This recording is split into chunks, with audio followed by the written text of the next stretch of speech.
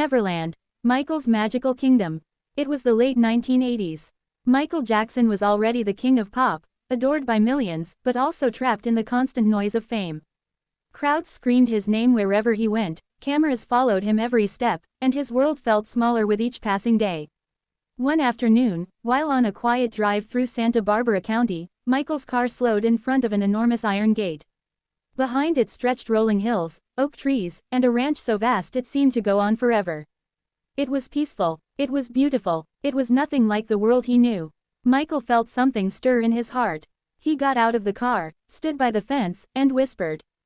Greater than, this could be it, this could be my escape. The dream is born. A few months later, Michael bought the property. But he didn't want just a ranch. He wanted a place where magic was real, where children could smile without fear, and where his own lost childhood could finally be found. He named it Neverland, after the mythical island from Peter Pan.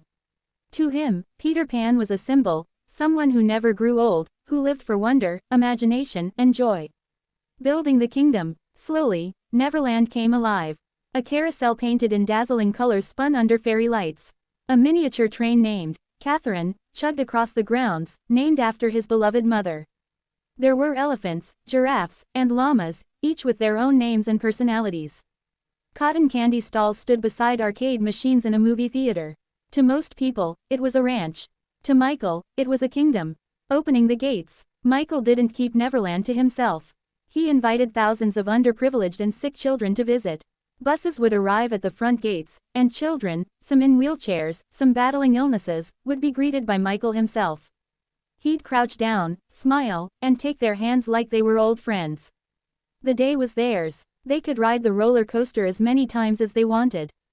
They could feed the animals, win prizes, and eat ice cream until sunset. And for those hours, pain disappeared. The heart behind the magic. To the outside world, Neverland was a symbol of Michael's eccentricity. But to the people who visited, it was a safe haven, a place where joy was free and kindness was the only rule. Michael once said, "Greater than, I created Neverland as a place for children who have never known joy, and for the child inside every adult who's forgotten how to play." A lasting legacy. Even after Michael was gone, the stories remained.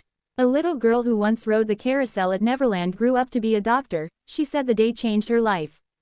A boy who had spent months in a hospital said his happiest memory was playing tag with Michael by the zoo.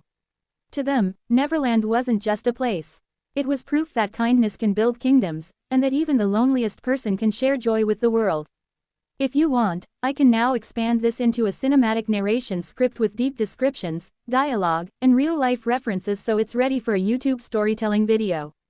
That would make Neverland, Michael's magical kingdom, feel like a short movie in words.